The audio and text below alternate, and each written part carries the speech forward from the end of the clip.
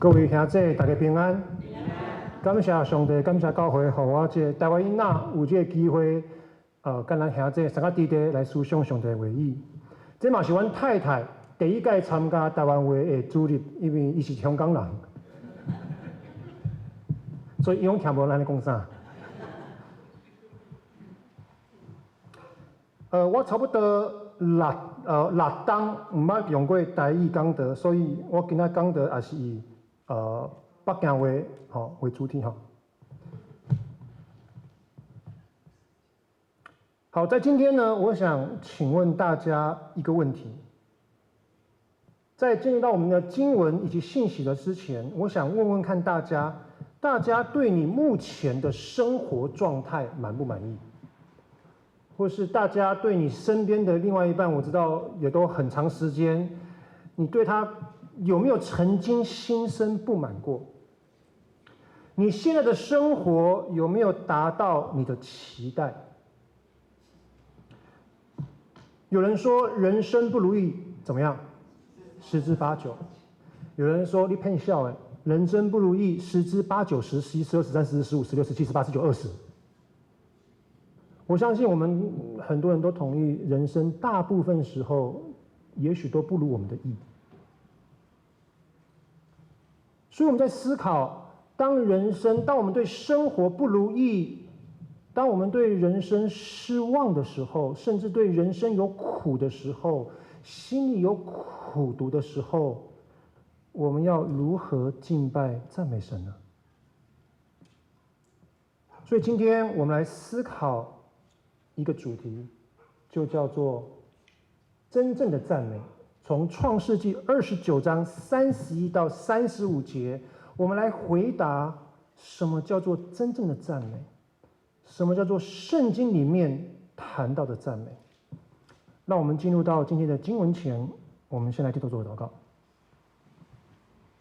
我们要见到父母来到面前的时候，孩子感谢你，主，今天你还愿意使用孩子在这里分享你的话语，也恳求你此时此刻作王掌权，在这讲台上作王掌权，在你的话语当中，也恳求你高摩孩子的口，使孩子有聪明智慧，能够清楚地讲解你的话语，也恳求你的圣灵在我们当中自由的运行，打开我们的耳朵，使我们能够听进你的话语，赐给我们聪明智慧，让我们能够清楚明白你的心意，更求主你赐给我们力量勇气，让我们能够活出你的旨意，使我们的生命不再一样。我们就将以下时间恭敬仰望交在恩主的手中，我们将会祷告，是奉靠耶稣基督的名求，阿们。我不知道对你来说，圣经里面最苦情的人物是谁？最悲惨的人物是谁？你第一个想到谁？很多人说约伯。好，今天来跟大家介绍圣经当中一个悲情女子，叫做利亚。那我不知道大家对利亚的认识有多少？好，那在经文当中这边提到利亚呢是拉班的女儿，是拉班的大女儿，她有个妹妹叫做拉结。在当时候的环境文化来说，一个女子最大的祝福跟幸福就是怎样能够有一个归宿，然后能够生孩子，组建家庭。那在家庭当中，因为小时候是爸爸的荫庇底下，那长大之后是要在丈夫的荫庇底下，能够有一个保护伞，能够有经济的供应。在这段经文当中提到利亚的眼睛没有神气，不好意思，我这边是简体，不好意思，没有神气。而有些圣经学家猜测呢，可能是什么呢？可能是因为以扫没有娶她。如果我们对经文了解的时候，以当时候来说的话，当结婚的时候是要跟本族的人来去结婚，所以推测来说的话，应该是以扫娶利亚，雅各娶拉结。但是我们从经文知道，以扫娶了谁？娶了外邦女子。所以对利亚来说，可能她也不知道她到底能够嫁给谁。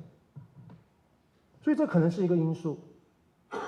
而当雅各来到拉班的家里的时候，这边说到雅各爱拉结，他看到拉结就喜欢了，就爱了，也愿意为拉结服侍7年。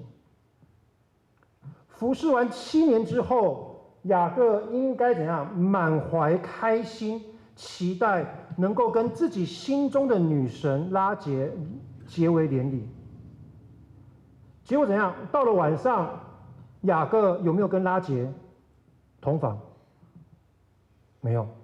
这边说到什么？这边说到拉班将利亚送来给雅各。利亚知不知道雅各爱拉结？应该知道，他都为拉结服侍了7年。结果现在利亚被他的父亲送来，要与爱自己的妹妹雅各同房。虽然经文没有记载，但是我们可以想象一下，如果你是雅各，你服侍完7年之后，你一定是怎样？迫不及待，对不对？我终于完成了，我可以跟拉结结婚了，我可以跟拉结同房了，非常迫不及待，满心期待、欢喜的能够跟拉结一起同房。而我们也可以想象一下，如果我们是雅各的时候，等到那天夜晚，期待跟拉结同房的时候，当你看到床铺上有一个女子的时候，你心里面想的这个人是谁？谁？拉结。你晚上叫名字的时候叫的是谁？叫拉结，对不对？叫拉结。所以，但是身边不是拉结，所以利亚可能需要那个晚上需要忍受身边的人以为他是拉结，喊着拉结，想着拉结。而这一晚度过之后，当雅各起来看到身边不是拉结而是利亚的时候，雅各非常生气，跑去找拉班，说：“你向我做的是什么事情？我服侍你不是为了拉结吗？你为什么欺哄我？”而从这个此时此刻开始，利亚就注定要生活在一个不幸的婚姻三角关系当中。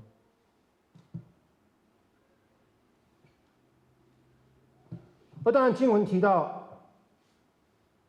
最后雅各还是与拉结同房，而这边提到雅各爱拉结胜似爱利亚，于是又服侍了拉班7年。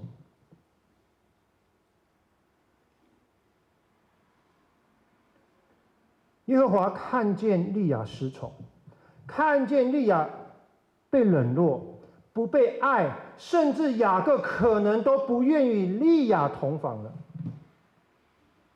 因为雅各爱的是拉结胜于利亚，因为雅各被欺骗看到的是利亚，可能对利亚也会产生嫌弃。利亚继续被冷落、孤单，得不到雅各的爱。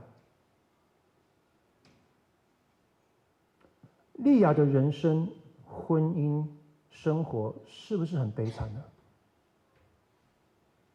始终被冷落，不被爱，孤单。这不是他期待的生活，这不是他期待的家庭。而利亚的悲惨还不止于这样子。当我们看到创世纪第30章的时候，这边再一次看到利亚的悲惨和悲哀。他与雅各同房是需要谁的同意？拉结同意，是需要用风茄来怎样来顾下雅各，才能够与他同房。所以我们知道，直至现在为止，利亚能不能跟雅各同房？不行，雅各不与他同房，利亚必须怎样顾下雅各，才能够与他同房。创世纪31章。当我们看到雅各要回去主父的家的时候，必须要跟他的亲人来去打发人去叫他们的时候，理应来说什么呢？理应来说，名字的顺序应该是谁先？姐姐先，妹妹后。应该是第一个老婆谁先？利亚先，后面老婆拉结先。但是我们看到，无论是辈分、结婚的顺序来说，应该是利亚先，然后才拉结。结果现在是谁先？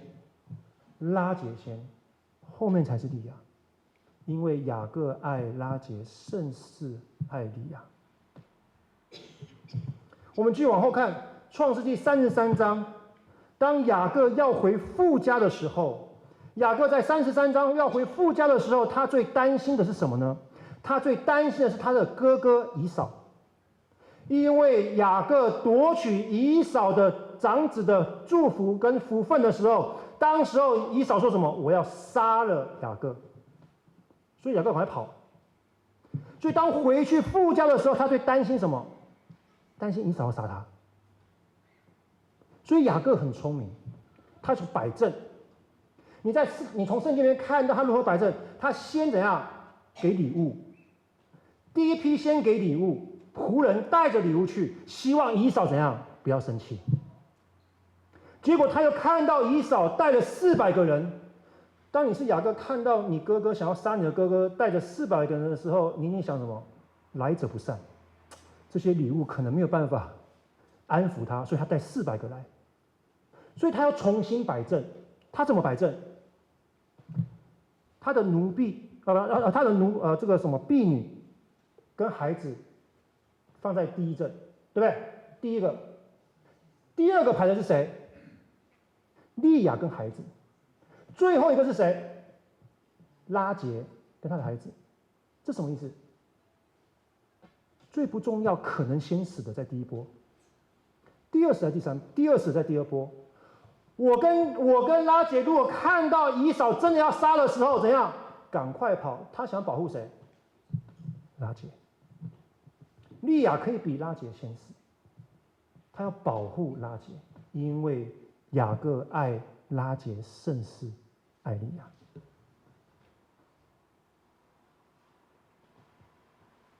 各位姐妹们，如果你是利亚，你怎么办？如果你是利亚，面对悲惨的一生、苦情的一生，被冷落、孤单、不被爱的时候，你内心会不会有苦水？你会不会觉得生活很苦，充满着苦毒呢？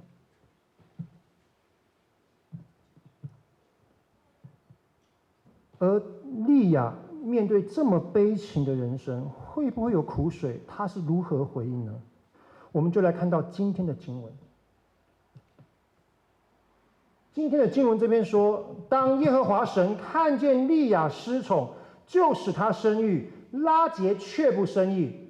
所以呢，耶和华知道他失宠了，雅各可能都不与利亚同房了，所以使利亚生育，拉结不生育。而当时候来说，很重要的是生孩子，所以可能也这样使得雅各能够与利亚同房。而当我们看到今天经文之前呢，我们再对当时候的生产有一些认识。当时候的生产跟今天完全不一样。现在来说，在生产过程当中，成功率是97%以上，也就是说97%以上，你怀孕生小孩能够顺利的生下来。在当时候，大家猜猜看，就是怀孕、出生死亡率大概多少？大家猜一下。出生死亡率，我们现在是不到3%，当时候是多少？大家猜一下。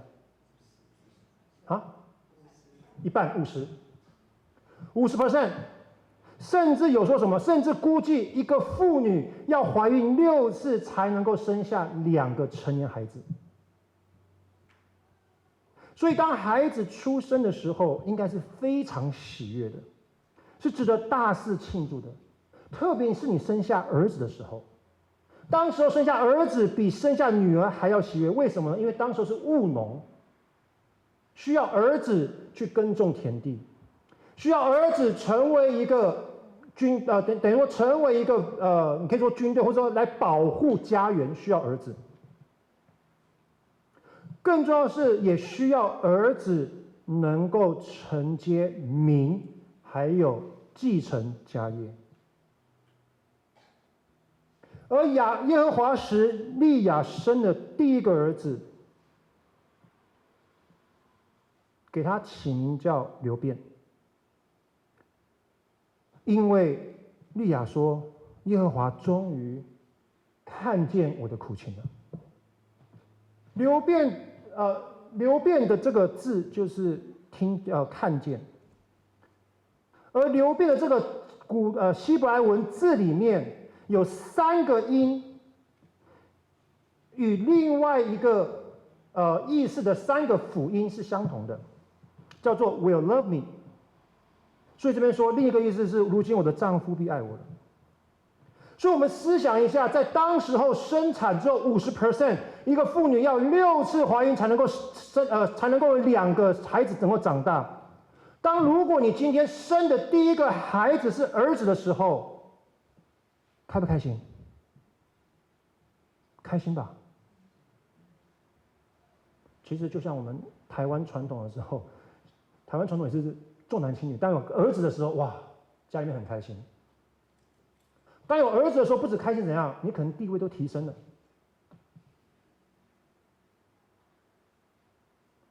所以，当有第一个孩子是长子是儿子的时候，应该欢心，应该快乐。照理来说，在家里的地位应该瞬间提高，能够得到雅各的注意力，甚至足够能够使雅各来爱他。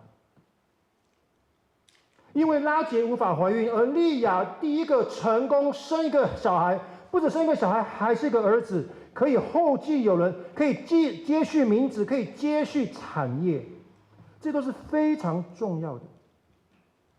而利亚也盼望透过流便的出生，能够稍微改变一句话，哪一句话？就是雅各爱利亚胜似，雅各爱拉结胜似利亚这句话。但是我们可以想象到，有没有成真？利亚有没有得到关怀？利亚有没有得到关注？利亚的地位有没有提升呢？似乎事与愿违。耶和华又使利亚生了第2个孩子，耶和华又使利亚成功生的第2个还是儿子。连续生了2个儿子，地位应该改变了吧？能够得到雅各更多的注意和爱了吧？不再被冷落，不再被孤单，能够得到爱了吧？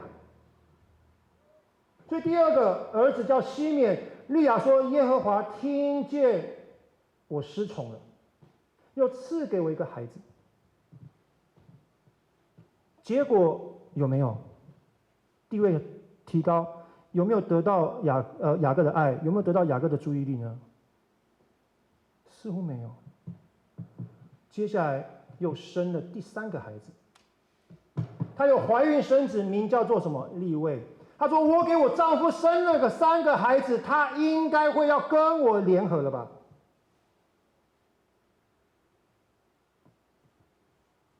连续得到2个儿子，没有办法赢得雅各。现在我给雅各连续生了3个儿子，这么荣耀的事情，在当时候是非常荣耀的事情，非常蒙福的事情，非常喜悦的事情。雅各现在必定会爱我了吧？雅各爱利亚了吗？不冷落利亚了吗？愿意与他联合了吗？我们若从刚刚创世纪30章后面所谈到的，看到似乎雅各还是爱拉结胜似于爱利亚。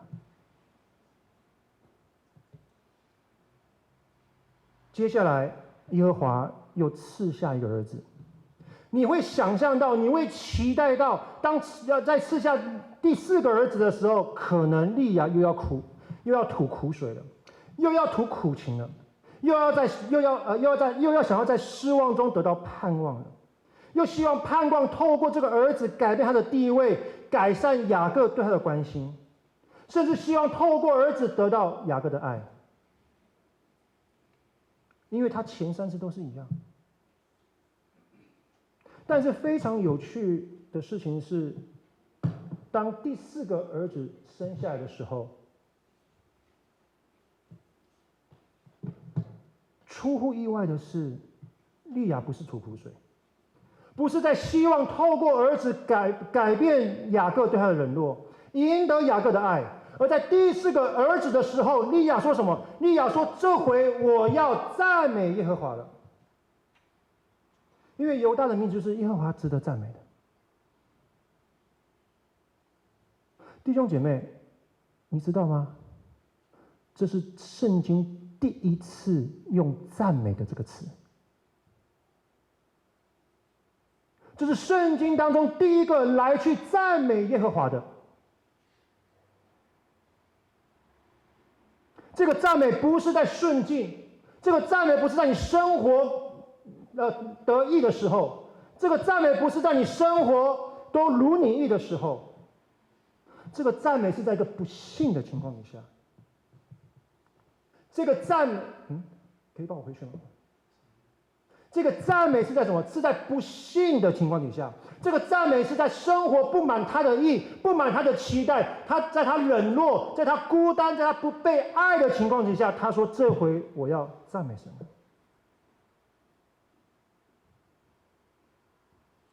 圣经提到第一个赞美的词用在谁的身上？用在一个被冷落、不幸福的婚姻，用在一个被孤单、不被爱的利亚的身上，说：“这回我要赞美神。”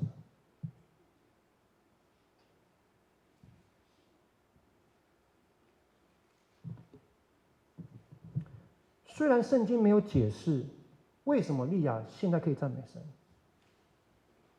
但是我们猜测可能因为他终于看到耶和华给他4个儿子了。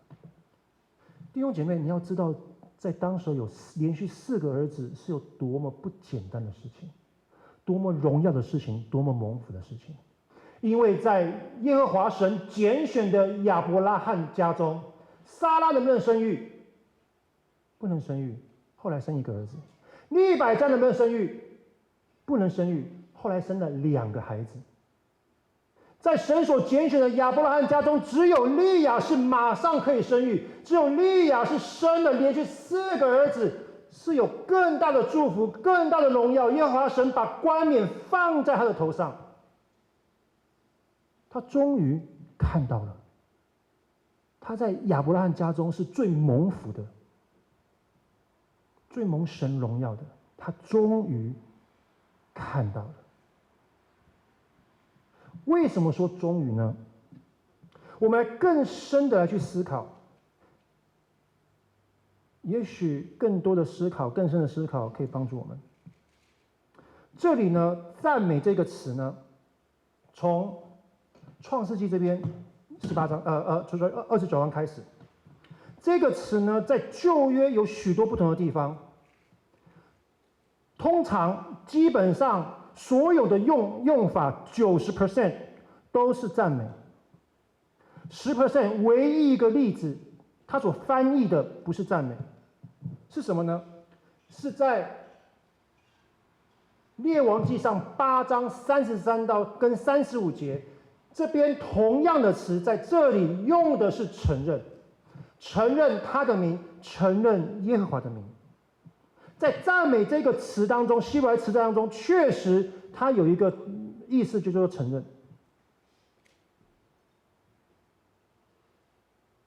所以就是说，赞美神就是愿意承认神的名。当承认神的名，就能够赞美神。而通常希伯来字，它不是用一个意思来去表示。其实当时的希伯来字有点像象形文字，它是用一个图像、图画或者动作来去帮助我们更明白这个意思什么意思。所以承认，什么是承认呢？用一个图像或一个动作呢，指的什么呢？指的就是伸出手来指出来，伸出手来指出。所以当耶和华神看见利亚失宠的时候，赐下第一个儿子的时候，利亚想的是什么呢？利亚想的是他被冷落了，利亚想的是他失宠，利亚想的是他不被爱，利亚想的是神给我这个儿子，我要如何赢得雅各的心？所以当利亚伸出手指的时候，他指的是谁？他指向的是谁？他指向是神吗？不是，他指向的是雅各，因为他盼望赢得雅各的心，盼望赢得雅各的爱。他指向的是雅各，承认雅各的名，因为雅各对他极其的重要。第二次，神继续赐福利亚给第二个儿子的时候，利亚伸出手来指向是谁？继续指向雅各，继续承认雅各的名，继续觉得雅各比较重要，因为他盼望得到雅各的心，雅各的爱。第三次，神继续赐福利亚的时候，给他第三个儿子的时候，给利亚戴上极尊荣的冠冕的时候，这在家族当中从来没有发生过的事情的时候，给上这极大蒙福祝福的时候，请问第三个儿子的时候，利亚伸出手指来，指的是谁？还是雅各？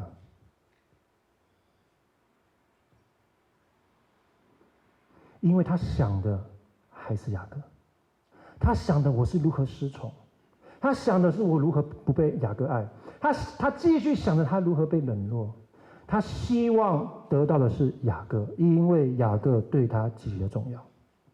过去三次，利亚只想着他被冷落，他失宠，他不被爱，看不到神给他极大的祝福，看不到神已经赐给他的，只看到我没有的。我想要的，而那个没有的、想要的，已经可能变成他的主了。而伸手指向的是他想要的，他没有得到的。弟兄姐妹，更讽刺的地方是什么呢？更讽刺的地方是，耶和华看见利亚失宠了，对不对？耶和华极其宠爱利亚，结果赐福以及给他极大尊荣的耶和华神，在这三次当中被冷落了。耶和华神使利亚没有失宠，得到耶和华神的爱，但是现在谁被冷落了？耶和华神。更讽刺的是，利亚现在变成雅各，耶和华神变成利亚。这句话变成利亚爱雅各胜似爱耶和华。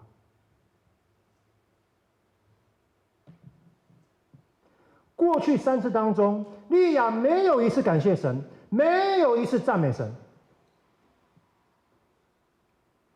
弟兄姐妹，我们从另外一个角度思考，很多时候我们通常会在顺境的时候赞美神，为什么？因为我们本来伸出手指向我们想要的那个东西，神给我们的，因而我们才可以将手抬起来指向我们的神，赞美他。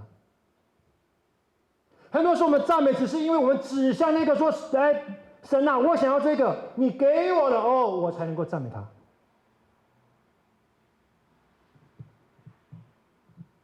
我们才能够赞美神，承认神的名。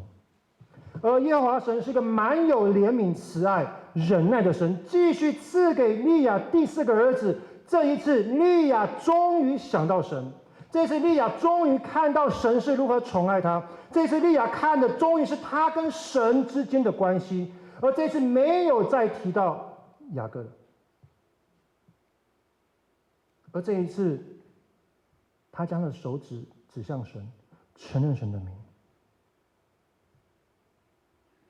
而第四个儿子不仅继续来安慰利亚的心，顾念他被失宠，更重要的是，第四个儿子终于赢得利亚的心了。让利亚就算在这样的环境当中，也能够看到神，也能够承认神的名，因而来赞美神，甚至纪念利亚的赞美，成为圣经当中第一个赞美的人。所以弟兄姐妹，什么叫做真正的赞美？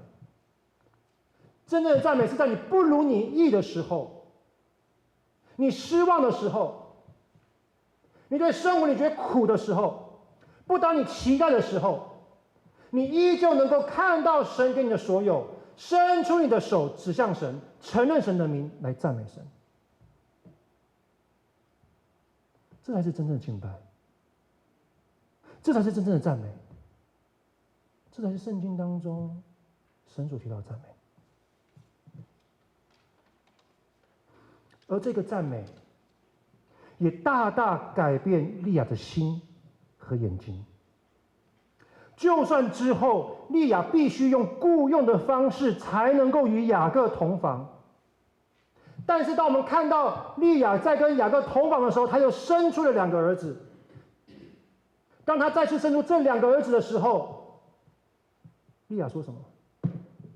利亚说：“神赐给我价值。”利亚说：“神赐给我厚赏。”他现在所在乎、所看到的是神怎么样给他价值，怎么样赐福给他，而不再是以雅各为主了。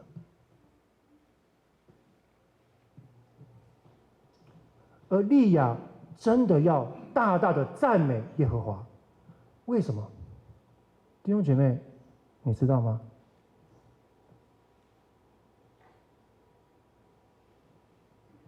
在以色列当中，最重要的2个系统，祭司的系统、君王的系统，都是出于谁？都是出于利亚。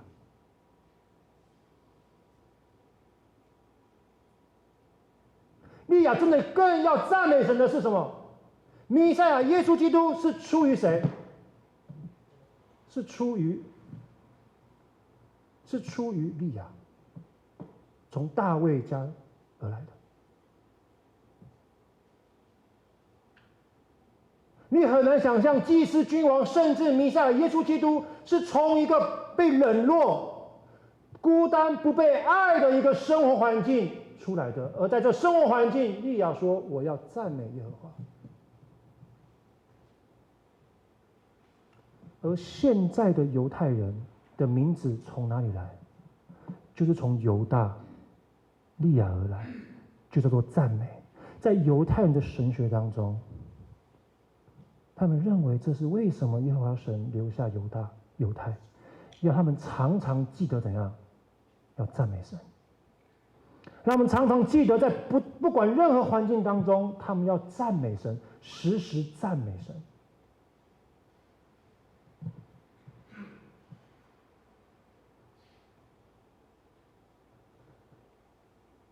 耶和华神成就美好的心意、旨意，以及他的救赎计划，在一个失宠、被冷落、不被爱的利亚身上。而利亚说：“这回我要赞美耶和华神了。”这幅画，我不知道我们来自台湾，我们的各位弟兄姐妹们知不知道这幅画？这幅画的作者是这位人士，叫做黄美莲博士。我不知道大家对黄美莲博士认不认识，知不知道？黄美莲博士呢，他跟我一样出生在台湾台南，因为出生的一些意外，所以呢使他脑性麻痹。脑性麻痹，他说话也说不出，说话也说不好，这个运动神经也受到阻碍。小时候呢，就只能躺在床上，然后就流口水。医生判定活不过6岁。当他的母亲看见这样美莲笨笨傻傻的瘫在那里的时候，看着看着不由得伤心流泪，觉得未来前途渺茫，甚至有时候心情沮丧到极点，心想我不如把他掐死了，我再自杀。弟兄姐妹，如果你有个孩子像黄美莲博士一样的时候，你生活会不会很多苦毒？你会不会觉得没有盼望？你会不会觉得我该如何面对？你会不会像黄美莲博士的母亲一样呢？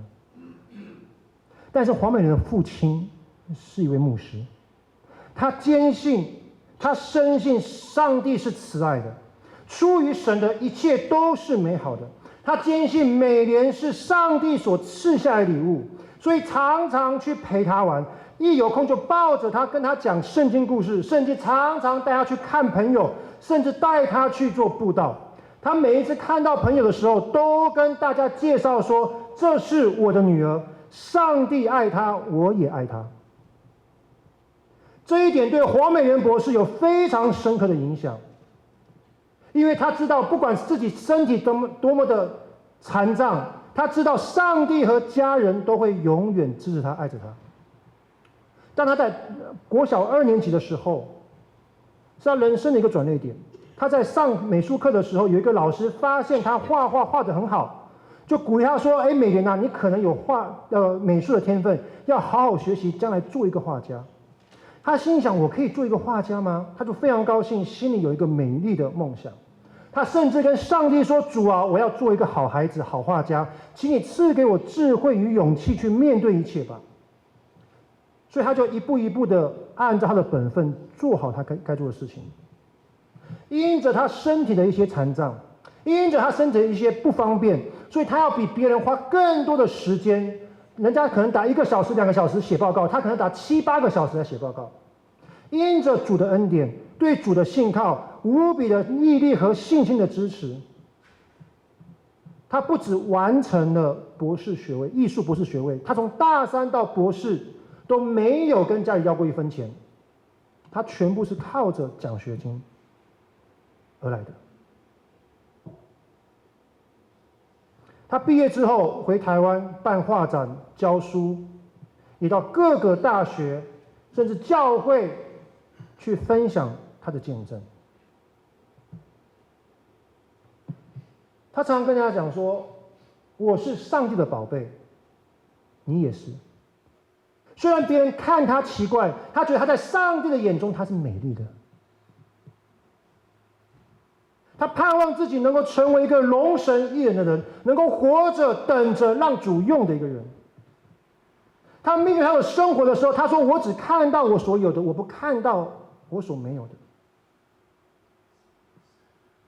甚至有人问他，他自己也常常在思考一个问题：主，为什么你不好医治好我呢？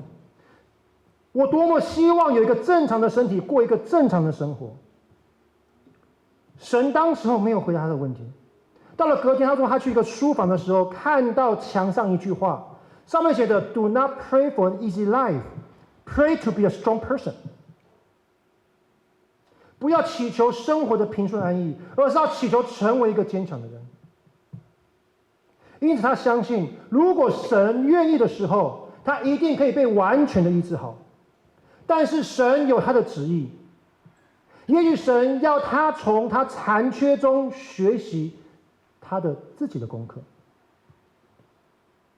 黄美莲博士的生命成为美好的生命见证，安慰了许多的家庭，祝福了许多人，也鼓励了许多人。全因为什么？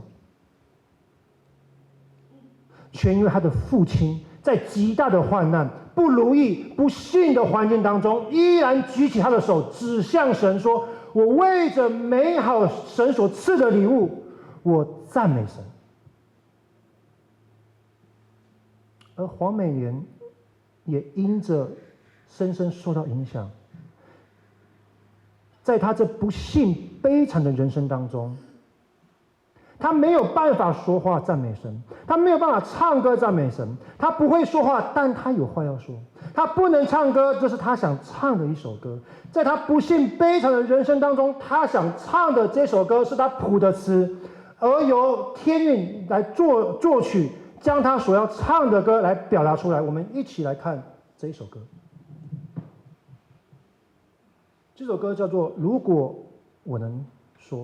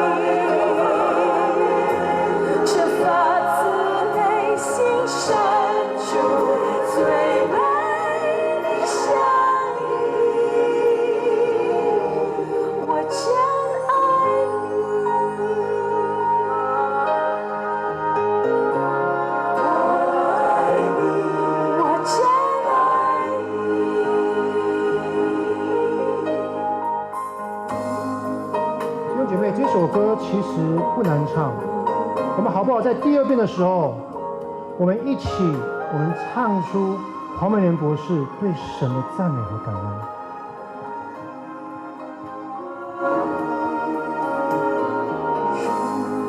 我们完整唱一首歌，它将是对你的感恩和赞美。苦难中你给我安慰，彷徨时你给我智慧。虽然我不能开口唱一首歌，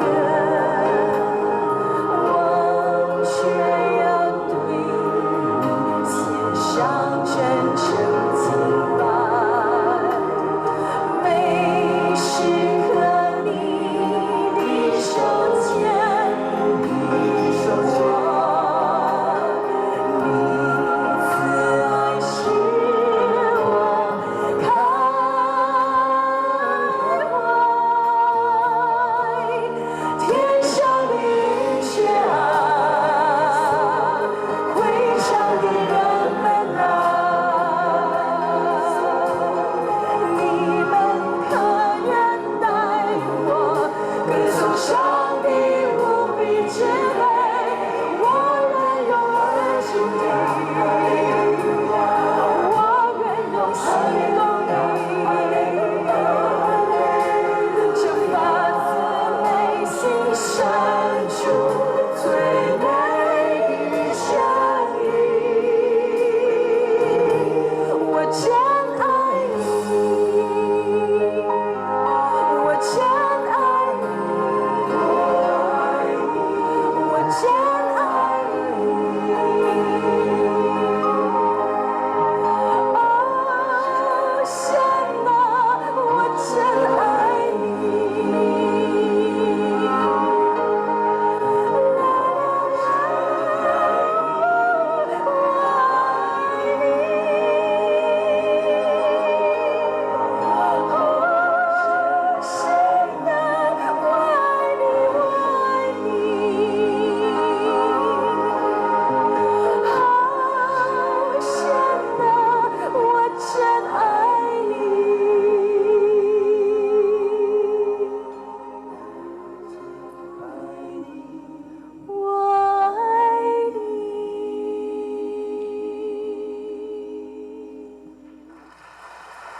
弟兄姐妹，盼望今天透过莉亚的一生，盼望透过黄美莲博士生命的见证，让我们今天知道什么是真正的赞美。真正的赞美不是你顺境的时候赞美他。如果我们的赞美是在顺境当中我们才赞美神的时候，更多的时候是因为神先满足我们的需要，我们的想要，而盼望透过莉亚以及黄美莲博士的父亲，让我们看见真正的赞美是能够在不幸当中依旧看到神的赐福，伸手指向我们的神，指向我们的主，承认主的名，称谢赞美他。更盼望神的是，求主帮助我们看到的是透过莉亚，透过黄美莲父亲的一个见证，让我们知道当我们在赞美神的时候，神美好的旨意和心意就能够成就。因为不是要如我们的意，而是要如神的意。所以盼望透过莉亚，盼望透过黄美莲博士，弟兄姐妹，我们今天要做一个选择，我们今天要做一个决定，这是一个很重要的选择，这是一个很重要的决定，就是今天开始，不管我现在、未来，不管我面对什么样的环境，从今天开始，这回我要赞美耶和华神。让我们一同低头祷告。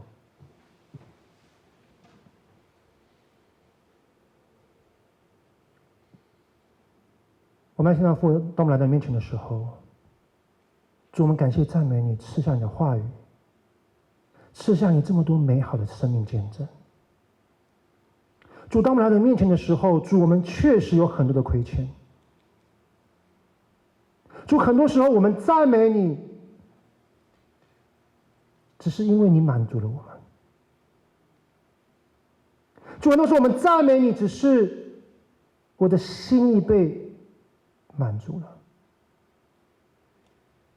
而更多的时候，当不如我意的时候，我们是更多的抱怨、埋怨。主，因此我们首先来到你面前的时候，承认我们的亏欠，我们也愿意来到你面前说：主，我们愿意认罪悔改。主，是的，只有你才是我们的主。主，是的，只有你才是我们需要的。主，很多时候我们冷落了你，很多时候我们爱世界上的东西，爱我们想要的东西胜过于爱你。主，盼望从今天开始，从这个主日开始，当我们看到利亚的见证，当我们看到黄美莲博士父亲的见证，主，我们盼望从此时此刻开始，我们愿意悔改，我们愿意从今天开始，我们今天做下一个决定，就是主，从今天开始，我们要看见你所赐予我们的，我们要定睛仰望在你所赐福给我们的。不管未来的环境如何，我们今天开始，我们愿意做一个决定的时候，从今天开始，从这一次开始，从这回开始，我要赞美耶和华神。主，当我们弟兄姐妹愿意如此行的时候，求主你祝福我们所有弟兄姐妹，赐福于我们。我们这边祷告是奉靠耶稣基督的名求，阿们。